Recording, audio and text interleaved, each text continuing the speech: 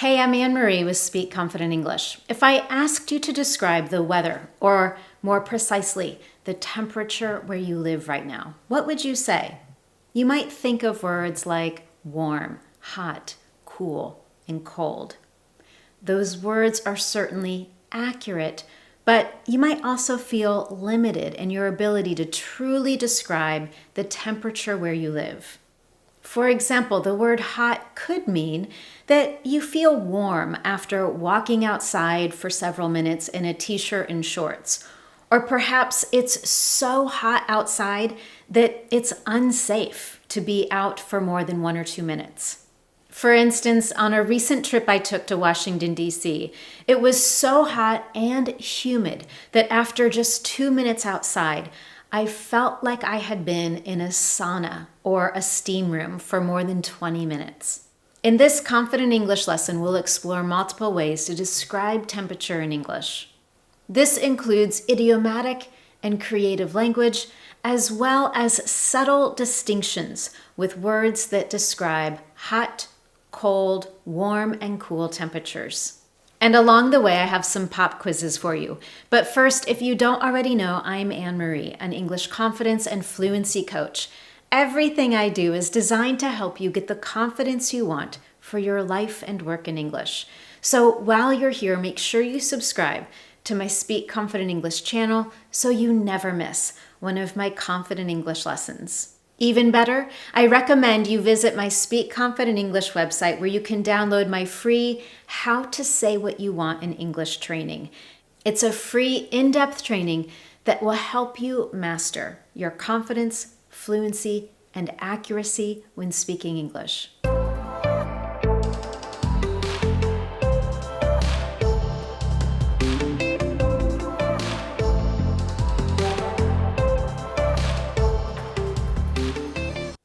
And with that, let's jump right into our first category with several words we can use to describe cold temperatures.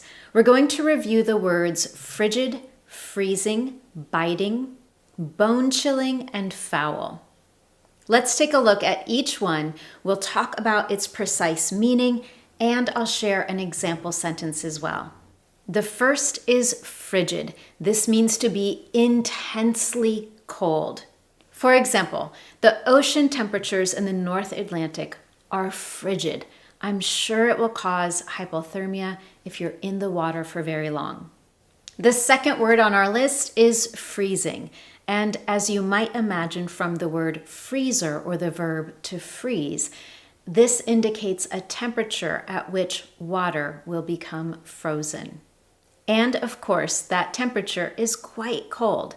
Maybe not as cold as frigid, but still very cold. And a simple example sentence would be, it's freezing outside. Don't forget to take your scarf and gloves. Number 3 on our list is bone chilling. As you might imagine, this is temperature that is so cold you feel it in the depths of your bones. For example, if I think about the winter season where I grew up as a child, I could say a bone-chilling wind burst into the room when I opened the window. Similar to bone-chilling cold temperatures is biting cold. Imagine someone biting your skin. It would cause pain, right? And the same is true with some temperatures that are extremely cold.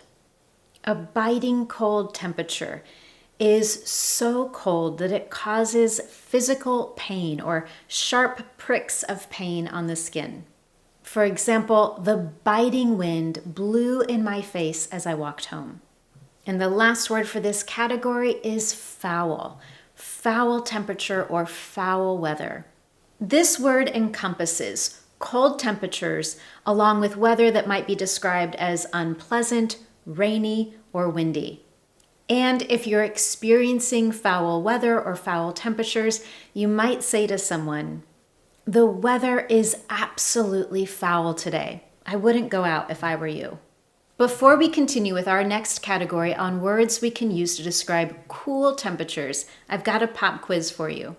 Imagine you get caught outside in a snowstorm. There are strong winds and you're not dressed appropriately for the weather. Which adjective would you use to complete this sentence? It's outside, and the winds make me wish I had dressed warmer. What words would you use to fill in that sentence? You could certainly use frigid or freezing in the first part of the sentence. It's freezing outside or it's frigid outside. And the biting winds make me wish I had dressed warmer.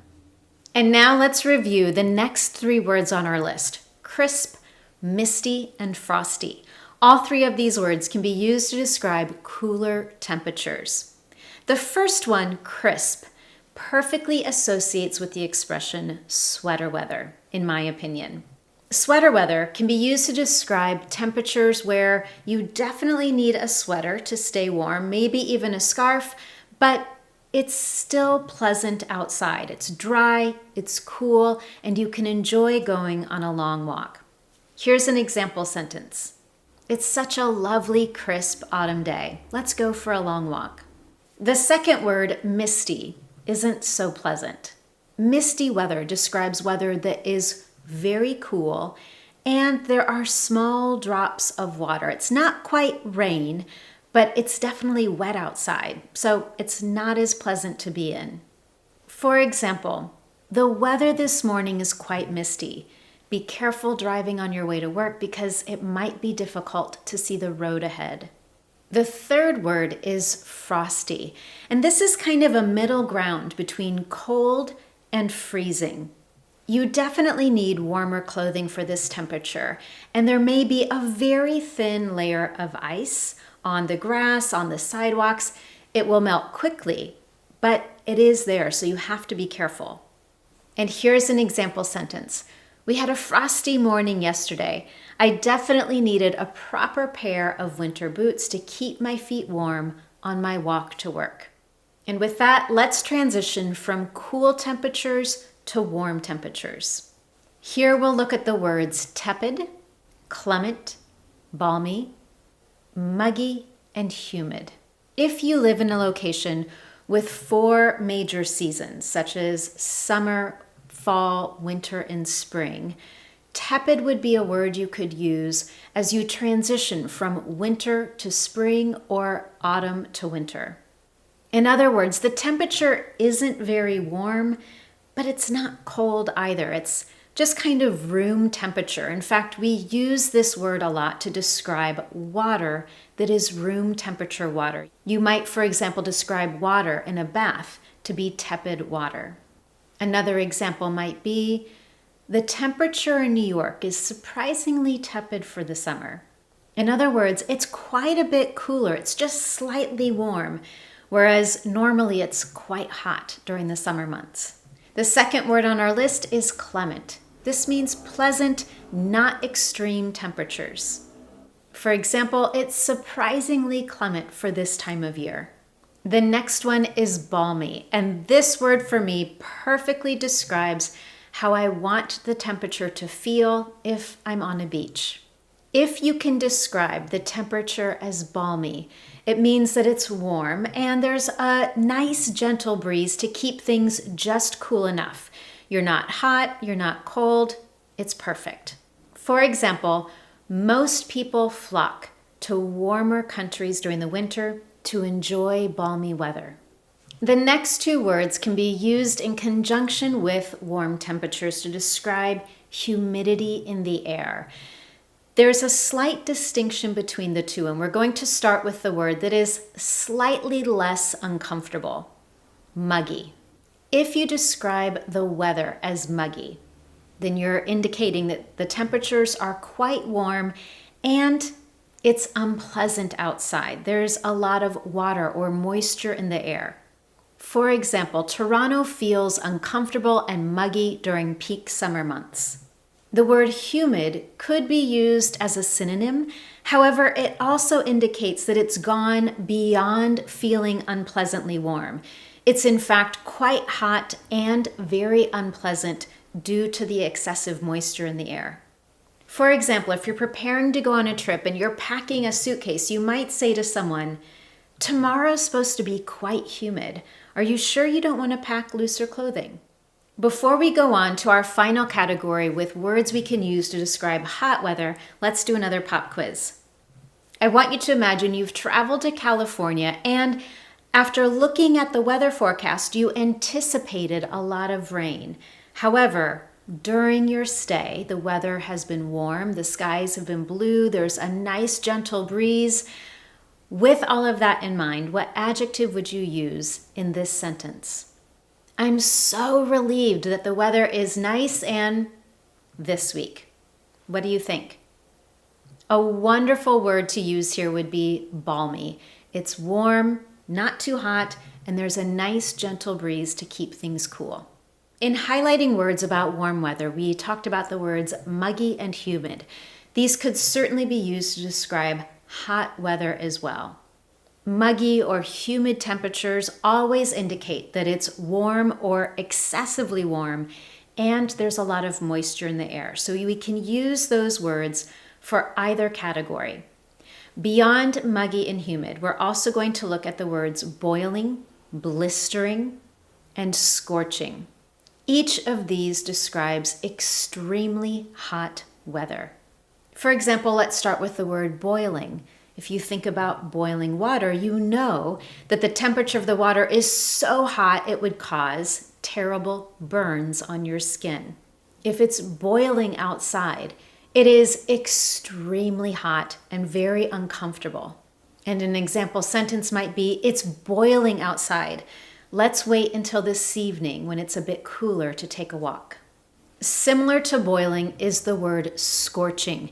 However, scorching indicates a very dry, excessive heat.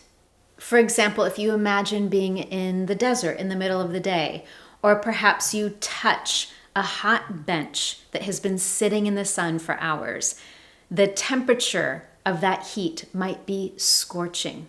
Another example sentence, nothing could be better than ice cream on a scorching day. The final word on our list to describe hot temperature is the word blistering. This is severely hot, particularly on the skin. For example, imagine someone with a terrible sunburn. After a couple of days, the skin may start to blister, which is quite painful. And you could use this word in a sentence such as, I'd rather not go out in this blistering weather. I really don't want a bad sunburn. Now that you have a variety of new vocabulary to precisely describe temperature, I have 2 practice questions for you. Number 1, using words from this lesson today, I want you to describe the temperature where you live. And as always, you can share your example with me in the comment section below. My second question goes one step further. Rather than describe the temperature in just one location, I want you to compare your 2 favorite cities. For example, if I were to choose 2 cities, I might select a city here in California where I live, and I might choose Washington, D.C. So 2 sides of the United States with very different temperatures during the month of August, for example. If I were to talk about Washington, D.C. in August, I would describe it as scorching, maybe blistering, and definitely muggy. However, here in California where I live, I would describe August temperatures as possibly crisp, it's true, and maybe, if I'm lucky, balmy as well.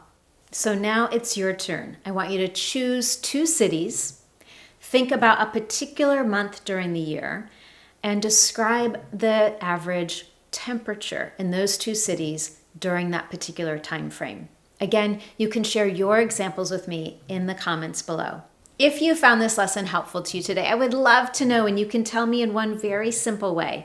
Give this lesson a thumbs up here on YouTube, and don't forget to also subscribe to my Speak Confident English channel so you never miss one of these Confident English lessons. Thank you so much for joining me, and I look forward to seeing you next time.